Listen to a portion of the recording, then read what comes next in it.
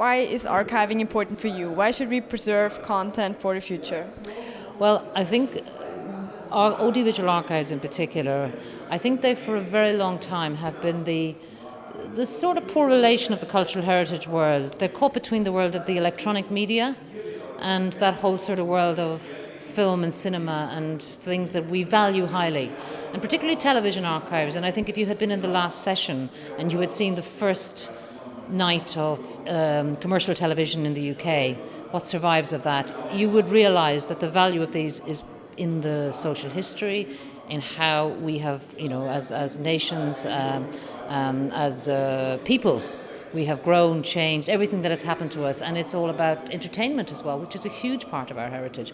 So the value is immense, it's enormous. I don't think it can be underestimated.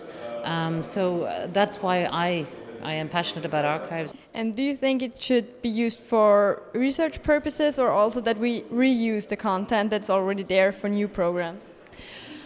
I think we do even more than that. I think if you asked me 10 years ago, you would say, yes, there's two things. Okay, the main thing is we use it in production. That's its main purpose. That's our biggest client. And it's still our biggest client base for most television archives. And the other one is, study of history, study of culture, even studies of technologies. Archives can tell you a lot. But now, we're no longer the servers of this content. In fact, the audiences want this content and they come looking for it. And again, one of the sessions today, we talked a lot about value.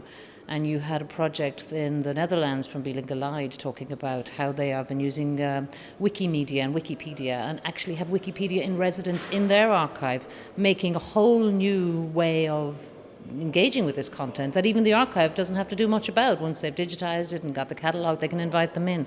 And suddenly, the audience is helping themselves. So it's much more than program making, it's much more than study. It's now a whole world of digital media that the archives is part of. How would you say that archives will evolve to 2020? Ooh, that's a very good question. Well, what I hope, maybe rather than what I see, one of the biggest problems facing the audiovisual archive community is that we have all these massive legacy collections still on the old carriers. And we just have not been able to get the money, the finances to do the work. We know what to do, we've got all the technologies, it's all perfectly doable, but we just need that money, and we've got about 10 years in which to do it.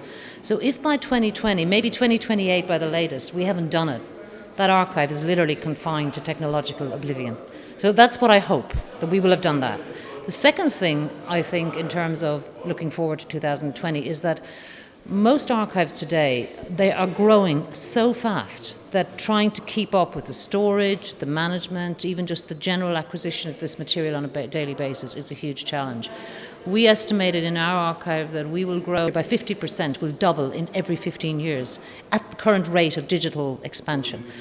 So again, it's a hope, but also where I see it going. I think that we're going to have to sort of manage this digital archiving process in a whole new modern way, and all archives and all media organisations now are really working collaboratively in partnership with industry, with technology, with digital humanities organisations from the point of view of how they use this material, really to look at ways which will allow us to document, to catalogue, to open up these huge digital archives of the future and also make sure they are preserved, because we certainly can't do it with all of our traditional methodology only that we've had up to now.